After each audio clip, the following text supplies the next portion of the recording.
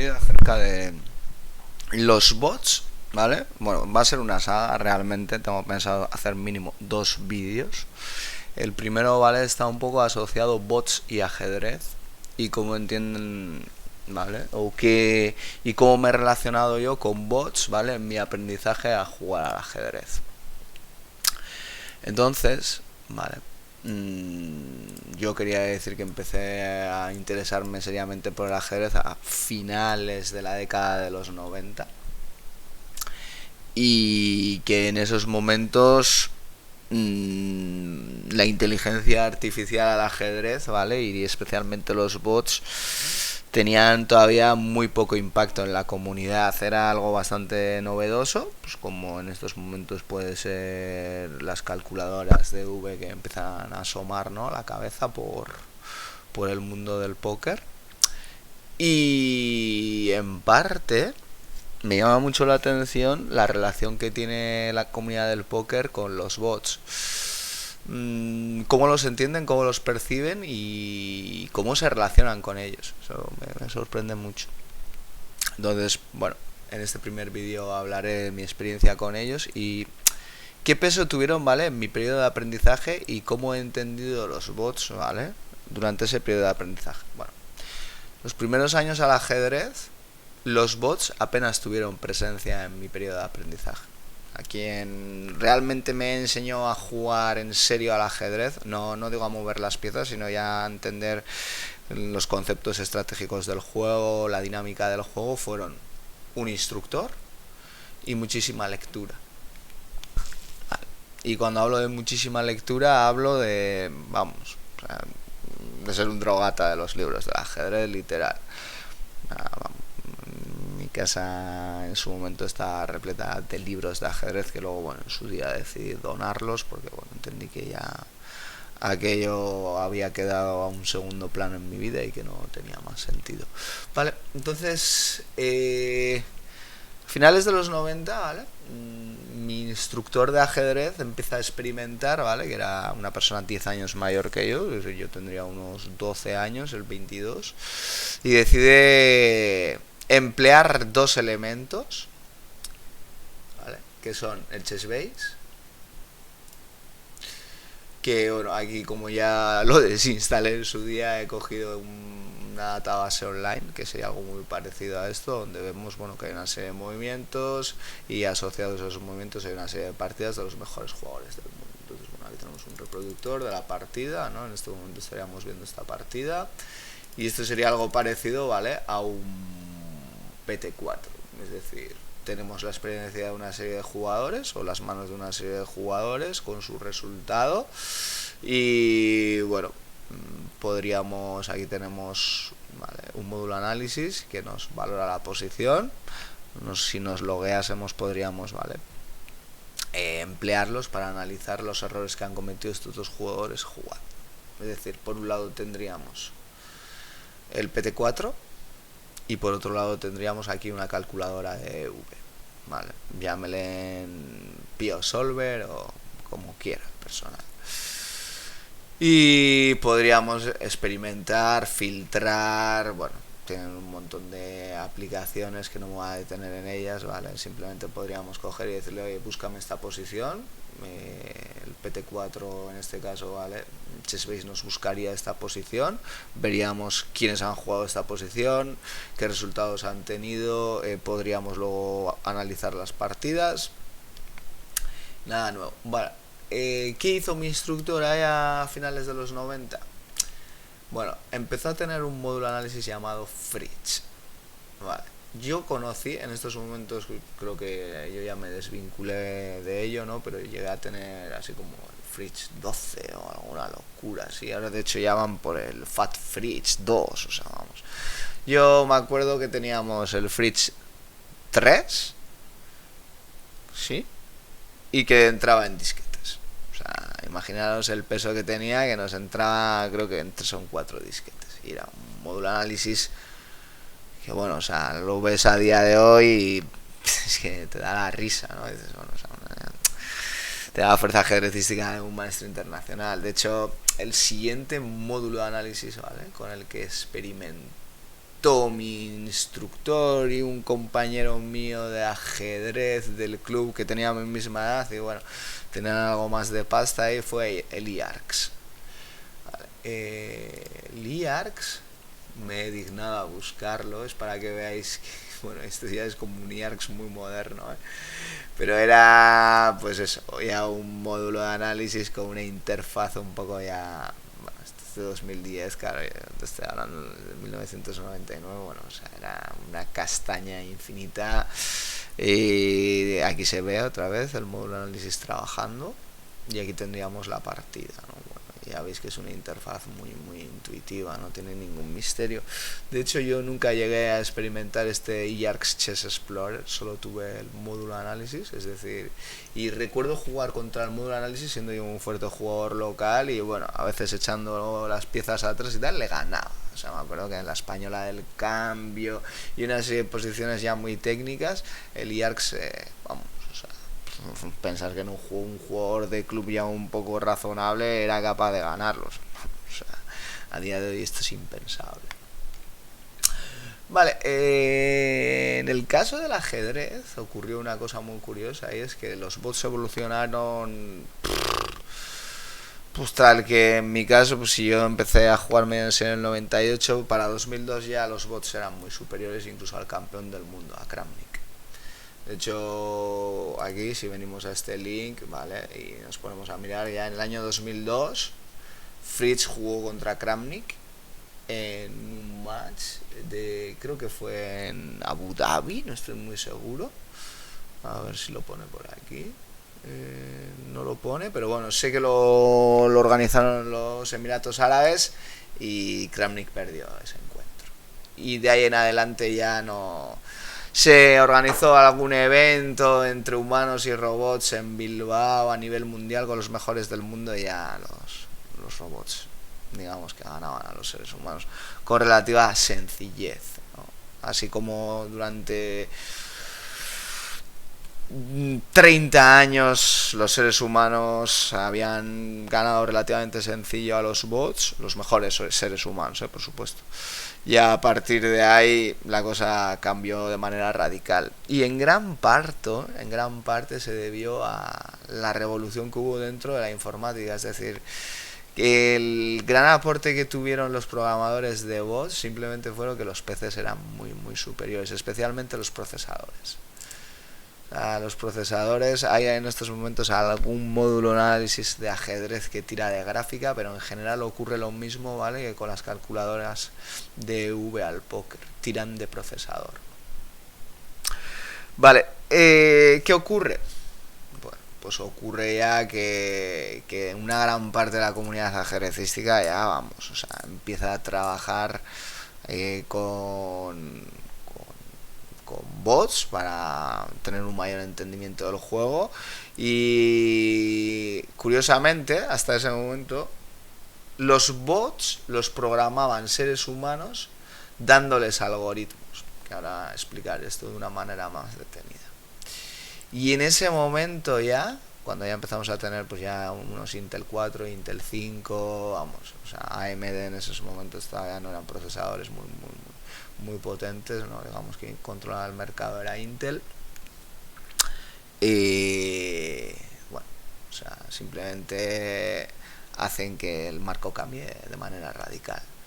Vale, vale, y ahora quería un poco detenerme, ¿vale?, en cómo funciona, ¿vale?, un bot al ajedrez. Vale.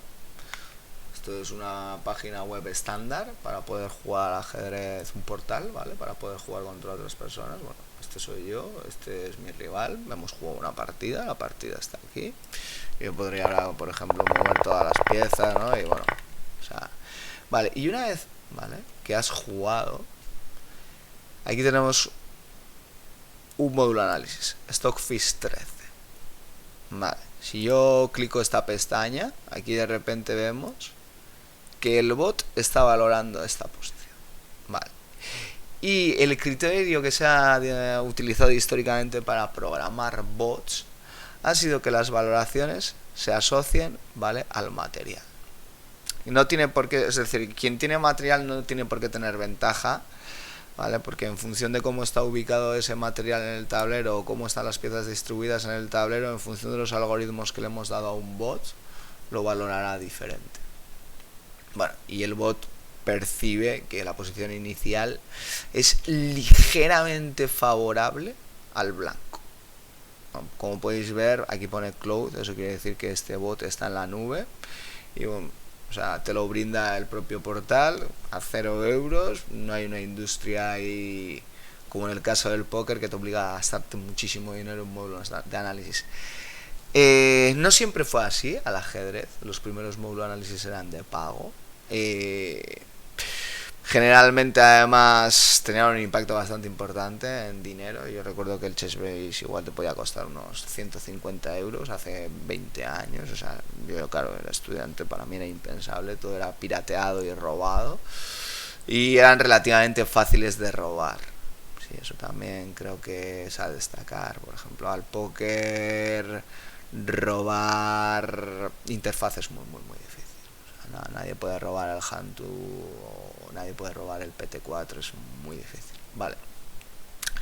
De hecho, se empieza a ver, por ejemplo, en el Hantu Note, ya que hay versiones gratuitas para los jugadores recreacionales o amateurs, bueno, más que recreacionales. Supongo que puede que la industria gire por ahí y cada vez, al haber más productos de estas características, cada vez sean más baratos.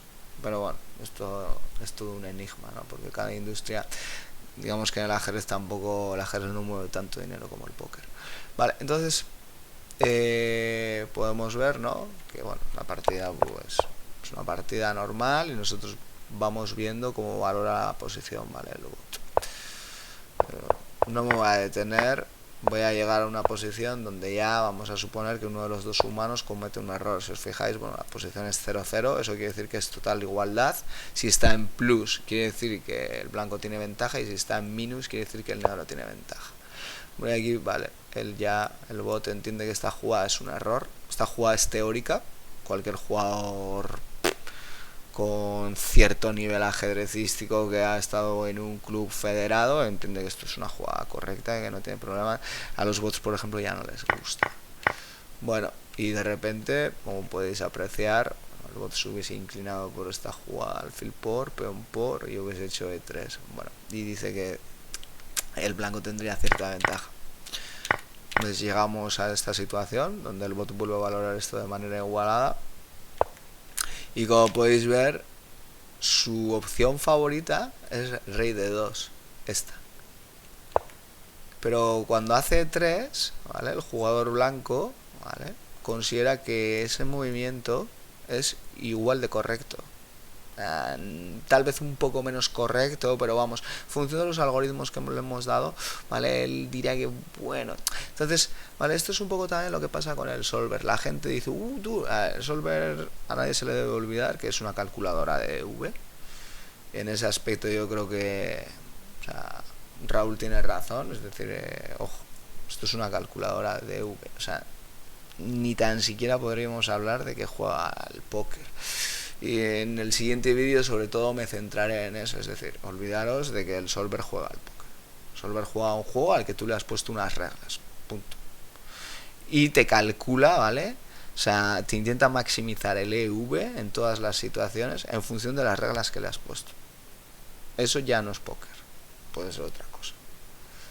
¿Vale? Es como, en el caso del ajedrez es más discutible. Porque y de hecho, ¿vale? Hasta cierto punto veremos que los bots nos indican caminos siempre muy curiosos que tal vez, ¿vale? Para un ser humano no tienen mucho sentido.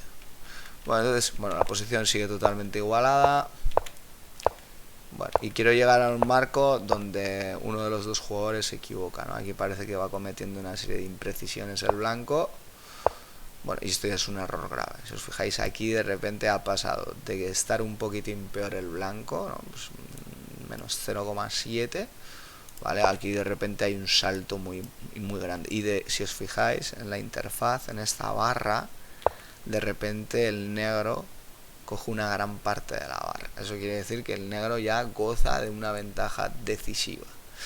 ¿Eso quiere decir que el negro va a ganar la partida? No. Quiere decir que el blanco se ha equivocado, que está en una posición objetivamente que está perdida, pero como ninguno de los dos jugadores juega perfecto, ¿vale? Puede que el negro acabe perdiendo esta partida. ¿Vale? Es decir, esta jugada tiene V menos menos, pues eso no quiere decir que vayas a perder. Bueno, yo tomó, y aquí hago esta jugada, que es otra imprecisión muy grave. Un negro pierde mucha ventaja. Entonces digamos que al final lo que estamos viendo es aquí a una calculadora de V intentando maximizar, ¿vale?, todas las situaciones. Bueno, yo percibí que mi alfil en C7 iba a estar muy bien, hacía que el caballo estuviese estable, evitaba, ¿vale?, ataques. Además, cuando comía y comía, atacaba en H2 y es un error grave. Es decir, era mucho mejor hacer alfil aquí para intentar comerle el peón y empezar a hacer algo. Y olvidarnos un poco del flanco de dama, ¿no? O sea, al final el caballo cuando es atacado tiene caballo a 4. Es decir, esto es un error.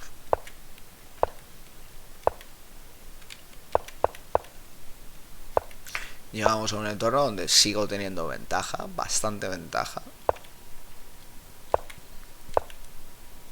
Vale.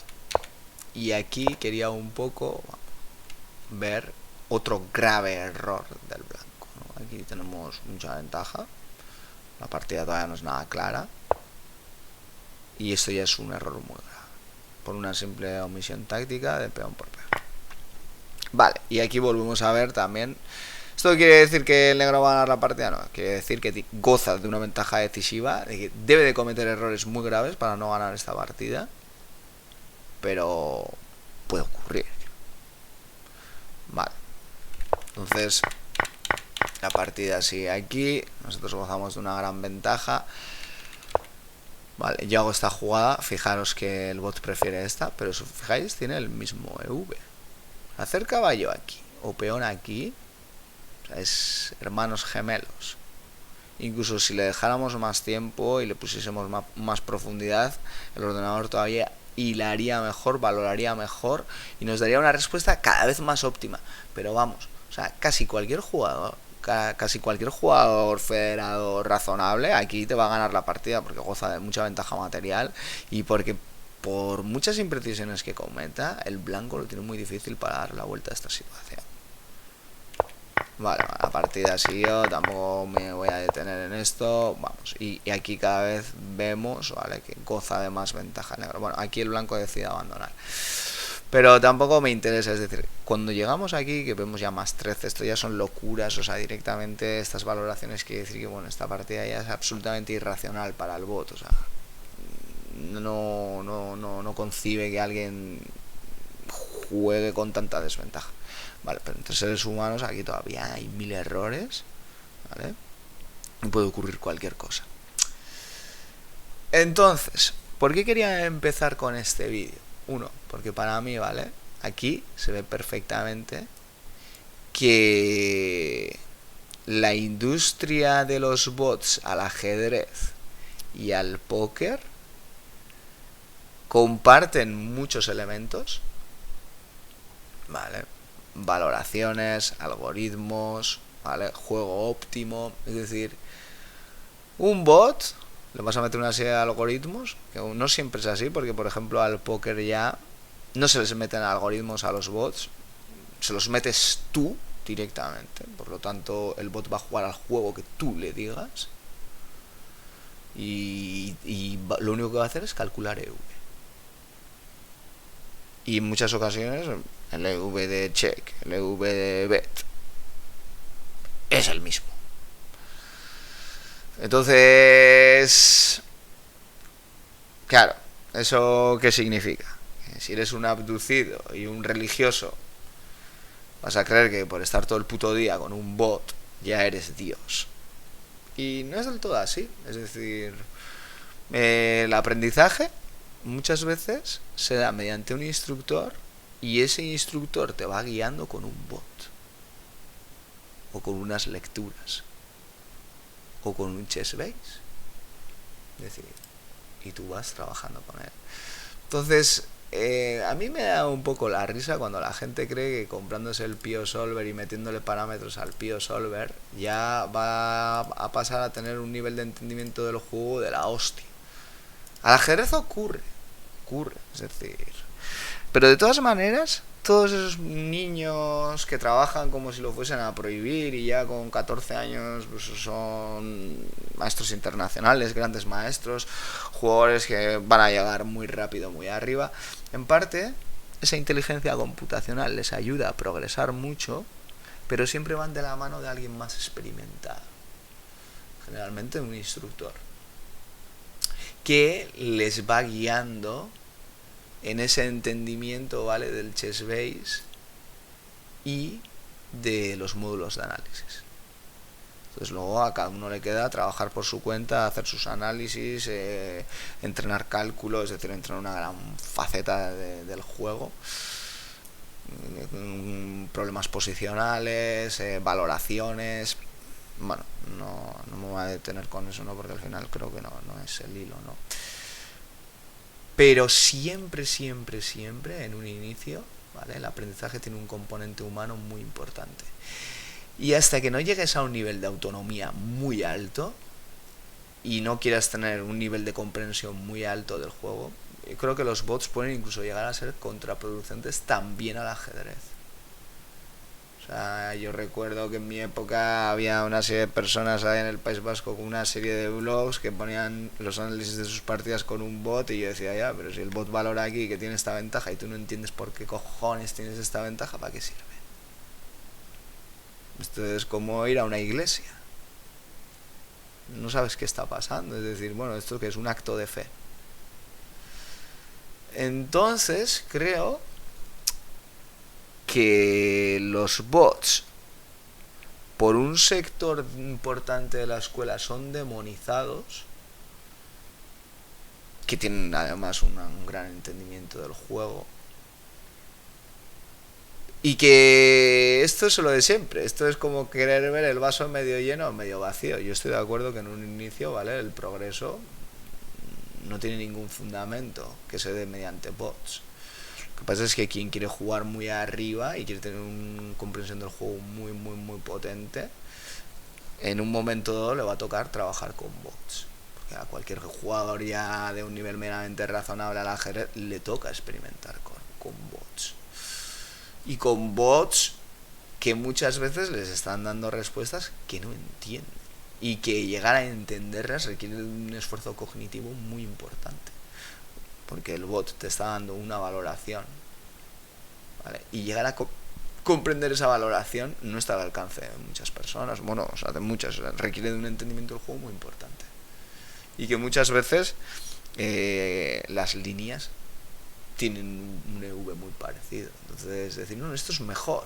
Sí, pero es que si lo otro tiene un EV parecido, ¿por qué es mejor? Porque es 0,05% mejor. Al ajedrez nadie tiene ese entendimiento del juego. De hecho, o sea, si tú hablas con un gran maestro de este tipo de valoraciones, o sea, directamente se va a descojonar de ti. Es decir, oye, tú mira, esto es una jugada normal y es correcta. Y lo otro también es una jugada normal y es correcta. Y sí, vale, aquí el juego se bifurca. Y en función de lo que hagas aquí, luego tú tendrás que planificar tu partida en función de unos elementos posicionales diferentes. Pero son caminos. No uno es excelente y la otra un error. Entonces, quiero dejar el vídeo aquí. Creo que no es el vídeo más didáctico que he llegado a hacer en mi blog. Creo que alguien ha tenido que experimentar con bots para poder entender un poco qué estoy intentando explicar. Y creo que el segundo vídeo, hablando ya de bots de póker, puede que sea algo mejor comprendido, o cómo entiendo yo un bot y por qué a veces, es que trabajar aquí con un bot, mira, que venga aquí un tío que sabe más que yo de póker y que me explique qué coño hay que hacer. El bot no me está aclarando gran cosa, no tengo un entendimiento del juego lo suficientemente capaz como para manejarme aquí en estas diferencias de matices tan pequeños que tal vez igual ni ese jugador, que es mucho mejor que yo, me va a aclarar la situación, porque me va a decir, oye, mira, si esto es muy parecido. O sea, puedes hacer las dos. Bueno, vale. Vale, pues nada, voy a parar el vídeo y espero que guste, aunque ya digo que no es el mejor vídeo que he hecho yo en mi vida, ¿eh?